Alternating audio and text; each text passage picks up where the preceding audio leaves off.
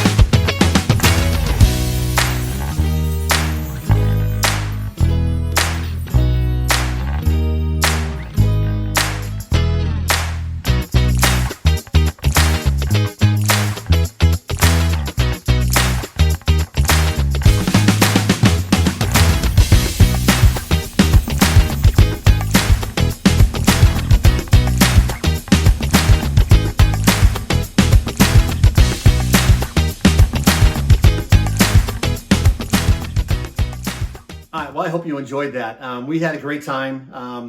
Spending that many days out to sea, it's a 15-day cruise. The longest we had a stretch of about 8 days out to sea. You're going to have to really love it to do those kind of cruises. But we had a blast. We met a lot of good people, made a lot of new friends along the way. So I hope you can follow us on our next journey that takes us to Southeast Asia for about 5 months. Subscribe to our channel.